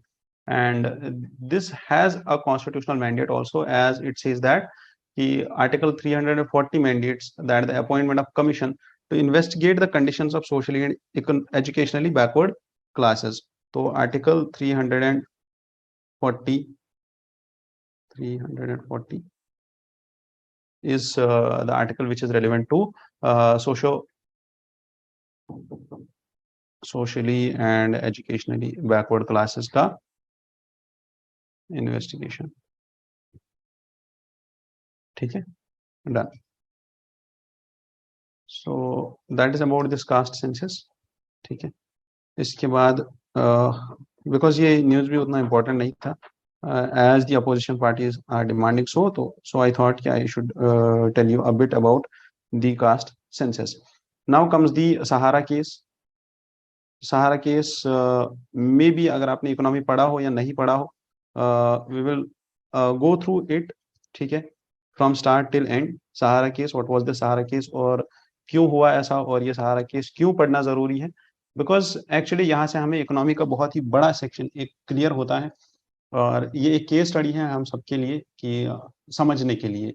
ठीक है, तो इट वाज बैक इन 1978 जब Sahara India, it was a privately held company, was set up, जिसकी चेयरमैन थी सुब्रता रॉय, ठीक है, जिसका चेयरमैन था सुब्रता राय। अब इनने क्या किया, इनने इन्वेस्टमेंट्स उठाना शुरू किया, and they asked for investments from the hinterlands, from the rural areas. Small investors थे जिनने इसमें इन्वेस्टमेंट किया, and then came up the Sahara scam.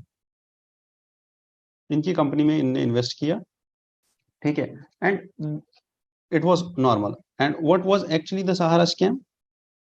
Sahara scam हुआ क्या कि सहारा ग्रुप ने दो कंपनीज बनाई थी, ठीक है। First company was the Sahara India real estate corporation limited, Sahara India real estate corporation limited, and another was Sahara housing investment, Sahara housing investment corporation limited, ठीक है। तो दो कंपनीज थी, और इसके बाद क्या हुआ, ये दो कंपनीज को सेबी कॉन्टिन्यूसली चेक कर रहे थे। क्यों चेक कर रहे थे? Because of the Sahara scam. And what was the Sahara scam? Sahara was doing well, but actually they tried to enter the politics and Bollywood and all the things, and then came up the case of wrongdoings, ठीक है, कि इनकी जो investments थी, जो इनने raise की थी, वो फ्रॉडुलेंट प्रैक्टिसेस से की थी, ठीक है।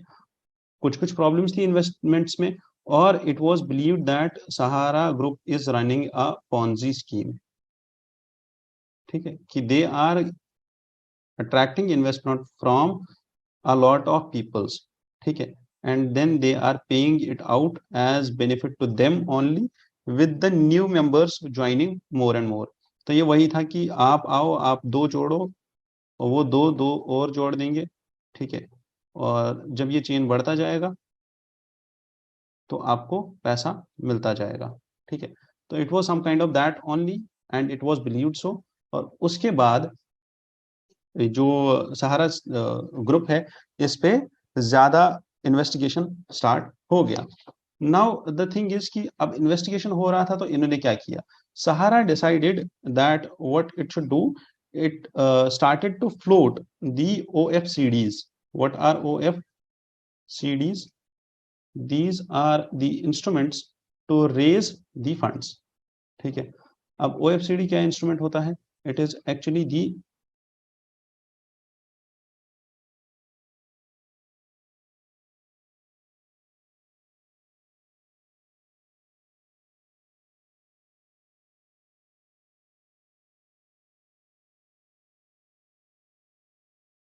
Hello, hello, I guess there was this issue of voice, ठीक है। तो एक्चुअल में हुआ क्या, इनने OFCDs रेज किया, और इन्होंने बोला that the Sahara India and Sahara housing corporation जो थे, ये दो कंपनीज इनने रेज की। बट एक्चुअल में प्रॉब्लम क्या थी? एक्चुअल में प्रॉब्लम ये थी, these are actually small investment, ठीक है, इंस्ट्रूमेंट्स। अब ये डिपॉजिट इंस्ट्रूमेंट्स है, और यहाँ पे स्मॉल इन्वेस्टमेंट की जाती है। अब सहारा इंडिया और सहारा हाउसिंग इन्वेस्टमेंट रेज कर रहे थे, उन शेयर से, OFCD से इन्वेस्टमेंट रेज कर रहे थे। बट अगर ये कोई भी कंपनी स्टार्ट कर रहे हैं, तो उस कंपनी को रजिस्टर कराना है ROC के पास, और ये ROC के पास जा नहीं सकते थे, because they were under the regulatory bodies, और उनके सुपरविजन में थे। इसलिए what they started this investment vehicle to invest in these two companies, और यहां से उनको पैसा आना शुरू हो गया। And both of these companies had only 10 lakh rupees of, मतलब इनका जो, ये जो कंपनीज थी, इनका जो नेटवर्थ था वो बस 10 लाख रुपए का था। और उन्होंने स्टार्ट, जो both the companies, they plan to raise around ₹20,000 crore. अब ये पैसा बहुत ज्यादा रेज कर रहे थे, जबकि इनका नेटवर्थ बहुत कम था। Why? Because they were attracting very less और स्मॉल इन्वेस्टर्स ओनली, और वो जा नहीं रहे थे ROC में कंपनीज को रजिस्टर करने के लिए, बिकॉज ROC में कंपनी को रजिस्टर करने के लिए कंपनी का नेटवर्थ भी उतना होना चाहिए। नाउ द थिंग इज कि अगर इनने कोई इंस्ट्रूमेंट इशू किया, so that they will raise the public money or they will raise the public funds, that instrument has to be अब इनको ये जो फंडिंग है, या जो ये इन्वेस्टमेंट का प्रोसेस है, जो लोग यहाँ पे इन्वेस्ट कर रहे हैं, ये इनको 6 से, मतलब 5 से 6 हफ्तों में, 6 वीक्स, कंप्लीट करना है और इस इंस्ट्रूमेंट को बंद करना है। But they continued this instrument for 10 years। 10 साल तक लोग इसमें पैसा डालते रहे और around ₹17,250 crore was invested in the सब-सहारा ग्रुप। और इतना अमाउंट का इशू उनने ओपन रखा 10 साल के लिए। तो अब प्रॉब्लम क्या हुआ? प्रॉब्लम ये हुआ कि कंपनी को जाना था आईपीओ के लिए। अगर ये स्टॉक मार्केट में जा रही है कंपनी, तो ये आईपीओ के लिए जाएगी, initial public offering.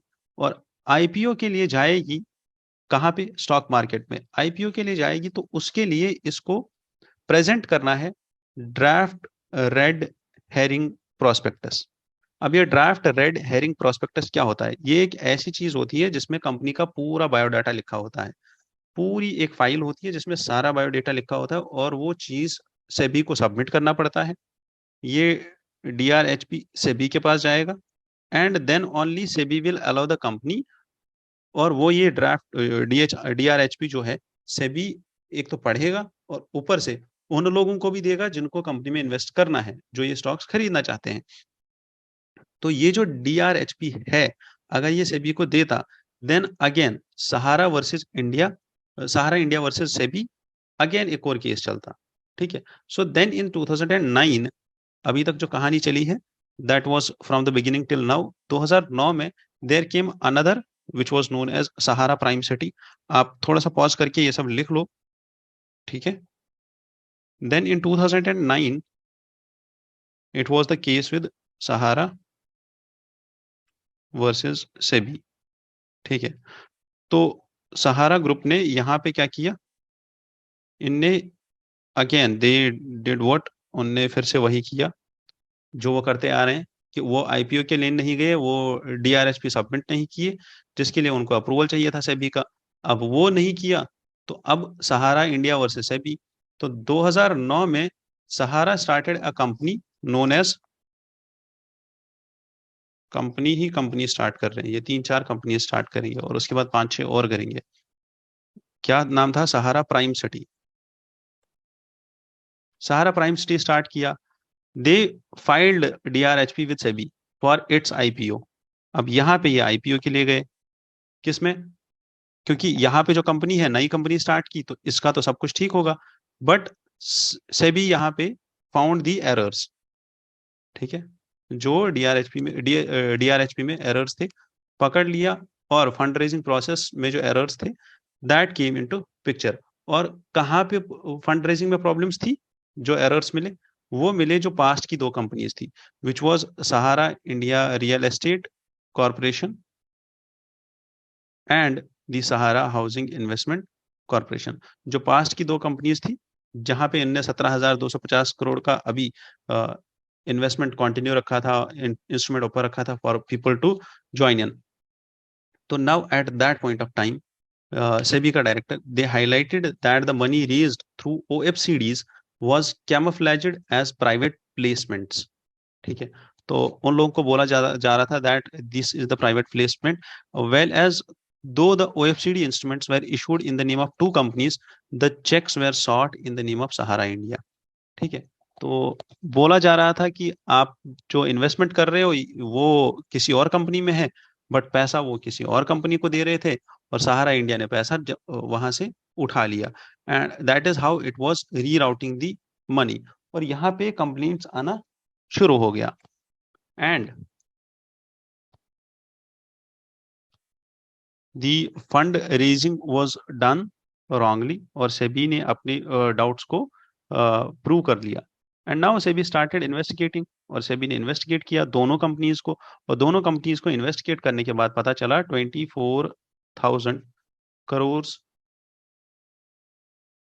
24,000 crores were raised from around 2.5 crore people।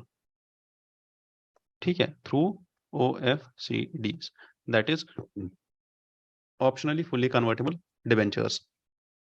कि जब आप अभी आप लोन दे दो, अभी आप मतलब इन्वेस्ट करो as a bond, later we will convert it to equity. ठीक है। तो since these real investors were involved, SEBI claimed its jurisdiction and objected on why Sahara has not taken permission from it. और यहाँ पे investigations close हो गए कि आपने अगर आपने कोई इन्वेस्टमेंट रेज करना ही था तो आपने ऐसा क्यों नहीं किया. So then the claims came and SEBI ordered Sahara that two companies should be stopped raising for the money through OFCDs, और आपने जितना भी पैसा रेज किया है वो इन सबको वापस दो विद 15% इंटरेस्ट. ठीक है. Then Sahara approach the Allahabad High Court challenging the SEBI order, और Allahabad High Court cancelled the mentioned restriction and the case eventually came to Supreme Court of India. और 2011 में ये केस, ठीक है, पहले गया इलाहाबाद कोर्ट में और then it went to Supreme Court in 2011. अभी केस आया सुप्रीम कोर्ट. और इस टाइम पे क्या हुआ कि जब सेबी ने इशू किया था order about the wrong doings in 2011, Sahara at that point of time went to securities appellate tribunal. और ये जो ट्रिब्यूनल होता है, दिस फाउंड दैट सेबी की जो फाइंडिंग्स है दे आर करेक्ट. और यहाँ पे सहारा ग्रुप का हुआ क्या एक्चुअल में कि the report which was submitted by SEBI first initiated the inquiry and eventually led to the chair, जो इसका जिसकी ये कंपनी थी सुब्रता रॉय, उसको अरेस्ट कर लिया. And now the two firms where, जो ये दो कंपनीज थी, इन दोनों के साथ क्या हुआ, पुलिस कंप्लेंट्स हो गई. And now the thing was कि large scale money which was laundered by the Sahara group to hide the black money, and that was the case going on. और उसके बाद जो सुप्रीम कोर्ट में केस पहुंचा, Supreme Court asked both the companies to return the money to the investors with 15% of the deposits within 3 months, and they asked to submit all the details. जो भी उन्होंने OFCDs के through raise किया है पैसा, वो सारी डिटेल्स सबमिट कर ले. बट यहाँ पे आता है एक ट्विस्ट. ठीक है. एंड ट्विस्ट ये है कि 2013 में, ये केस बहुत ही ज्यादा इंटरेस्टिंग है, 2013 में Sahara group sent 127 trucks containing cartons full of details about OFCDs. ठीक है. 127 ट्रक्स आए थे जिसमें बस कागज थे और कागजों पे डिटेल्स लिखी हुई थी किसकी, OFCD होल्डर्स की. एंड 2 बैचेस आए ट्रक्स के सेबी के ऑफिस में. ठीक है. और सेबी के ऑफिस में इतने बड़े बड़े ट्रक्स आए कि आप देख लो, जितने भी कागजात आपको देखने हैं देख लो. And SEBI rejected the second batch of files because the truck reached after office hours. ठीक है. 4 बजे के बाद या 5 बजे के बाद ऑफिस आवर्स के बाद ट्रक पहुंच गया कागज लेके, तो SEBI rejected it, which as per Sahara contained 25% of the investors information. ठीक है. और यहाँ पे प्रॉब्लम ये हुआ है कि SEBI realized that the files do not contain proper and complete details of the investors, and it was doubted that जो भी यहाँ पे केस बन रहा है वो मनी लॉन्ड्रिंग का केस है. However, later Sahara Group ने क्या किया, Sahara Group failed to submit the money with the SEBI with 15% of interest within 3 months, और Supreme Court ordered the Sahara Group to make payments in 3 installments. अब पहला instalment था, ठीक है, 5,120 करोड़ का, बट सहारा ग्रुप ने ये वाला इंस्टॉलमेंट दिया और 2 और इंस्टॉलमेंट्स नहीं दिए क्योंकि उनके पास पैसे ही नहीं थे.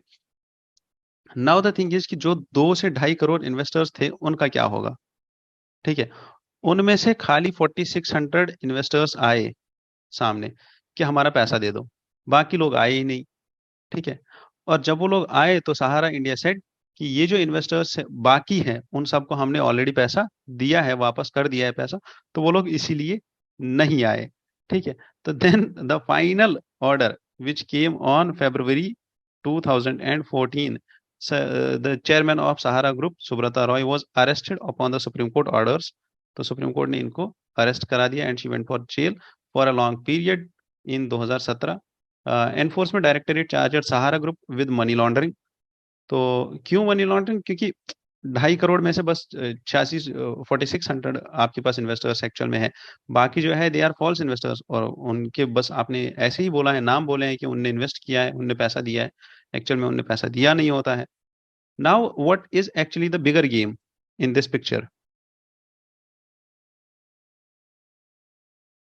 ठीक है, तो the bigger game was that 2020 में it was revealed that between 2012 to 14, ठीक है, अब ये पैसा कहाँ से आ रहा था ये भी देख लो। अगर इनने पैसा खत्म किया तो इनने मतलब जो भी पैसा हुआ उधर इधर इधर उधर हो रहा है, वो क्या हो रहा है, कैसे हो रहा है? 2012 से 2014 तक इनने क्या किया? The group firms were indicted by Supreme Court, और इसका जो चीफ था उसको अरेस्ट कर लिया गया। सुब्रता ग्रुप में 3 और कोऑपरेटिव्स स्टार्ट कर लिया। कितने?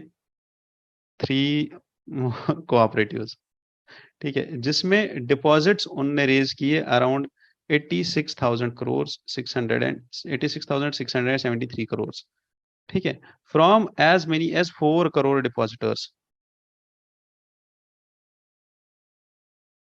Of the money collected, around 62,000 crores, as per the investors, was actually from MB Valley project, which was there in Lonavala. Lonavala में एक प्रोजेक्ट चल रहा था, and the same project was attached by Supreme Court in 2017 and after failed several attempts to auction it off, ठीक है, तो इस project से इतना सारा पैसा आया था, ठीक है, कितना पैसा आया था? Around 62,000 crore. However, there came 4 more names in the cooperative कहानी, जितना भी अभी तक हमने पढ़ा, तो 4 इन्होंने और कोऑपरेटिव स्टार्ट किए थे, ठीक है, 4 और कोऑपरेटिव स्टार्ट किए थे as multi state cooperative societies. अब multi state cooperative societies act के अंदर इनने 4 और कोऑपरेटिव्स स्टार्ट किए, which came under the ministry of agriculture. अब मिनिस्ट्री ऑफ एग्रीकल्चर के अंदर इनने स्टार्ट किए। अब इसमें कौन कौन सा आ रहा था? One was Sahara credit cooperative society, जो इन्हें 2010 में स्टार्ट किया। फिर हमारा इंडिया क्रेडिट, ये वाला सोसाइटी। उसके बाद Saharayan universal multipurpose society and stars multipurpose cooperative society. ये 4 इनने, again there is these 4 societies, और 2019 में the registrar ruled that the contribution from the members of these societies is retained for a fixed term, and in case of Sahara societies the amounts in case of the Sahara societies amounts to a deposit, and such deposits received by the cooperative societies will come under the purview of the, जितना भी यहाँ पे deposit हुआ है, that will come under the purview of banning of unregulated deposit schemes act, जो पास हुआ था 2019 में। जब आपको याद हो तो इस एक्ट से सारी की सारी पॉन्जी स्कीम्स जो है उनको बैन कर दिया गया था, ठीक है, तो सारी पॉन्जी स्कीम्स यहाँ पे बंद कर दी थी गवर्नमेंट ने 2019 में। और 2020 में क्या हुआ? Vivek Agarwal, who was the Joint Secretary of Ministry of Agriculture, who is also actually at that point of time he was the Central Registrar of Cooperative Societies, wrote to the Ministry of Cooperative Affairs to initiate a probe against under the Serious Fraud Investigation Office into Sahara Group. तो SFIO ने सहारा group के against में start किया investigation, और नवंबर 2020 में हमें पता चलता है दैट सेबी का जो पिटिशन था सुप्रीम कोर्ट में to direct Subrata Roy to immediately pay 62,000 crore for the poor investors, जिनका पैसा उनने लिया हुआ था उनको वापस दे दिया जाए। तो as per SEBI currently Roy has only deposited around 15,000 crores out of all of the money which was demanded, while the Sahara Group has said, उनका जो स्टेटमेंट आया था, that they have submitted around 22,000 crores of the total money which was asked out of it. तो that's all about the Sahara Group 2020 तक की कहानी। तो अभी अगर आप यहाँ पे देखोगे तो उसके बाद क्या हुआ है 2020 के बाद, it's again talking about the same thing, जो 4 कंपनीज थी और सीरियस फ्रॉड इन्वेस्टिगेशन ऑफिसर का पिटिशन एंड ऑल। तो यहाँ तक हमने सब कुछ डिस्कस कर लिया है, 5,000 करोड़ का सब कुछ, ठीक है।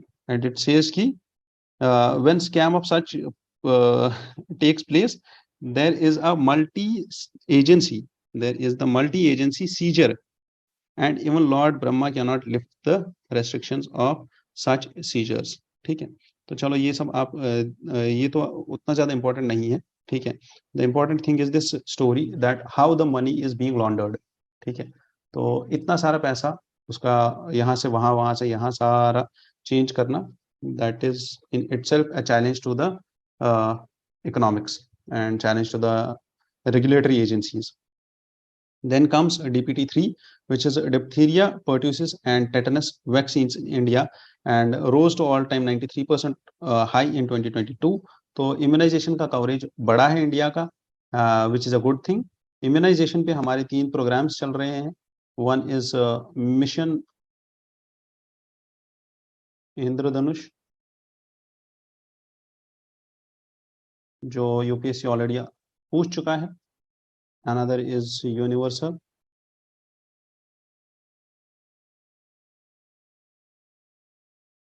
immunization program, and third one is intensified mission Indradhanush. Just go through all of this, or I'll today only I'll make a video about both of the issues. One is Sahara and another is this. And derailment of India Russia Vande Bharat deal, India और Russia के बीच में Vande Bharat deal है, Vande Bharat deal थी, and this deal consists of around 120 Vande Bharat express trains जो बनानी थी indigenously India और Russia को आपस में मिलके। एंड इसमें पहला तो हमारा है rail Vikas Nigam limited, and another is this metro wagon wash. The dispute here is about the shareholding capacity only, and we are having the minority, that is the 25% stake, while as Metro Wagon Wash still retains 70% of the total. ठीक है. Moving ahead to the international, and not as such important news here. Monsoon ka unevenness, we will talk about it, about some parts of India may face food inflation because there is very less rainfall in the Kharif sowing season in Deccan Plateau and eastern regions, and there is too much of rain in the northern India which we are seeing. तो monsoon जो ही over होता है उसके बाद पूरा analysis आता है monsoon का, तो उस एनालिसिस में we will discuss each and every part of it, ठीक है। And this is all about current news, and आज के न्यूज में इतना काफी है। One more thing which was there is one nation one subscription plan, इसको आप थोड़ा सा देख लो। However I will tell you some important points here जो आपको याद रखने जरूरी है।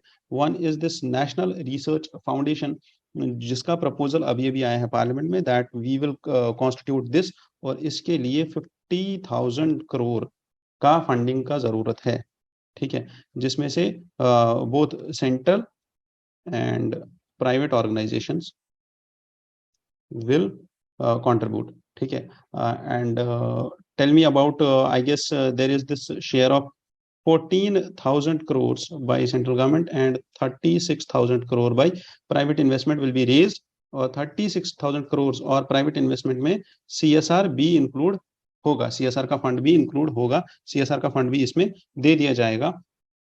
Then moving ahead, what is the actual problem? Actual problem, the author highlights here. One is pay to read and another is pay to publish paradigm. अब इन दो चीजों में क्या अंतर है? One is pay to read, जिसमें आपको subscription लेना पड़ता है किसी भी और ऑनलाइन पब्लिकेशन का, आप वो ले लो, चाहे यहाँ पे जो ऑथर है वो यहाँ पे कुछ एग्जांपल्स देता है, that is like the nature neuroscience और the journal of neuroscience, or this molecular biology of the cell and e-life, which charge the people for publishing an open access paper, ठीक है। तो ओपन एक्सेस पेपर नहीं है, तो जिनके पास, तो जहां पे भी पब्लिशिंग हो रही है वहां पे आपको क्या लेना पड़ता है, विच इज हियर हाईलाइटेड, ठीक है। द एकेडमिक पब्लिशिंग, कि जहाँ पे भी ये पब्लिश हो रहा है वहाँ पे एकेडमिशियंस को, साइंटिस्ट्स को जितना भी फंडिंग है वो उन पब्लिकेशंस में देना पड़ता है, कि वहाँ पे पैसा देना पड़ता है just to read the research papers. ठीक है। However this author proposes another platform or another way of this research or the peer review, which says that we should establish this pay to publish paradigm, कि जो publish कर रहा है वही payment कर दे, ठीक है, वो पैसा दे दे, and that will help. And in such scenario, it says that India can show a way when India has highlighted this one nation one subscription program, that this is such a scheme कि जहाँ पे जितना भी scholarly publication होता है for higher education and research institutions, उसमें बस एक ही एक्सेस होगा पूरे नेशन का, एक सब्सक्रिप्शन होगा और सबके लिए वो ओपन हो जाएगा. And we can also consider open access publishing to open publishing.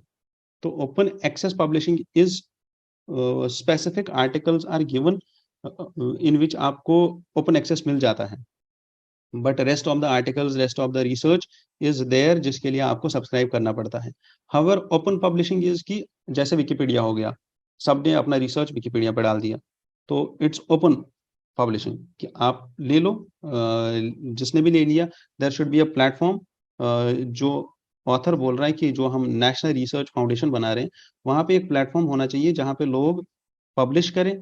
Publish करने के बाद वहां पे कुछ प्रोफेशनल्स हो, रिसर्चर्स हो, पीयर्स हो, सिटीजन्स हो इंडिया के, जो उस पर रिव्यू करे, उसका रिव्यू पास करे, और वहां पे वो सब चीजें अवेलेबल हो, और उस सब से ये ओपन पब्लिशिंग का कॉन्सेप्ट एस्टैब्लिश हो जाए. We are done in this discussion today. I thank you all for being here with me at Perfection IAS YouTube channel. Do join in and do plug in tomorrow on the same time and join the same discussion tomorrow for the tomorrow's newspaper. और जितना भी हम time newspaper पे दे रहे हैं ये बिल्कुल worth it होने वाला है, because we are discussing each and every general studies paper. आपका कोई भी डाउट हो यूपीएससी से रिलेटेड तो आप इस नंबर पे कॉल करके मुझसे कांटेक्ट कर सकते हो. My name is SK and you can contact me. Fine. Thank you. All the best. Have a nice day ahead.